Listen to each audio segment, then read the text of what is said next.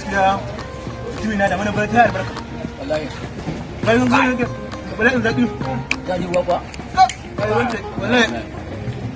kai ai ge mu nana ko ge mu ruwa ana ya ne wala kai yara mun kai yara ban bari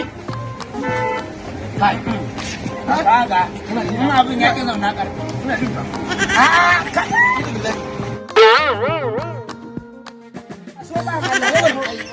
kasuwa mutum ba da ka bar zanti na dauka riya ne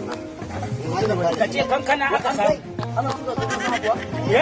kankana ana tuka sama kuwa ayo in uba da zai kai taki in uba da zai kai taki ba Allah kuwa in dai uba da zai iya kai taki ai ba da ba kai ka manta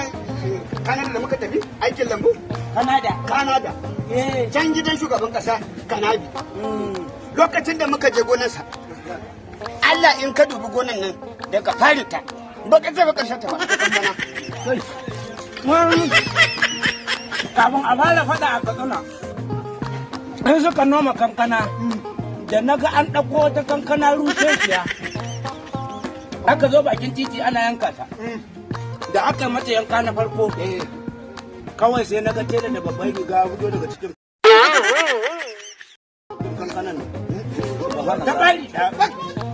bari na biyu haka da na waiga na ga meye a ciki sai na ga gwari ne daga tarinsa har da kaya a kan abin mamakaci abin mamaki bai kare dan wana ne dan wanka ne kuwa ba na sani daman da muku magana zaka ji ana ba kare babu tsorawa haka ne to ai kai abin mamaki bai kare ba can Kanada da na faɗa ma gidan shugaban ƙasa Kanada kar ka ga lambunsa Allah abin sai baka mamaki tun daga farin ka gani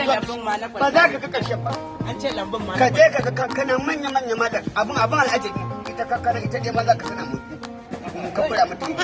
kai mu da kayi wuce sai ta fashe da zarar ta yi zaki ta nuna da kanta take nuna kanta sai da mama za ka ga sun yi banya a wuri yin wani da mutum ke irin ka gaskiya na yadda kalama ke saboda na ga alama saboda wannan kankanar zakin take da shi shi zan ga yana fara zuwa yana ga faɗi kasa ya san wani asalin mai burin ga maka kana ji na ya ji kankanan nan ya fi jima'i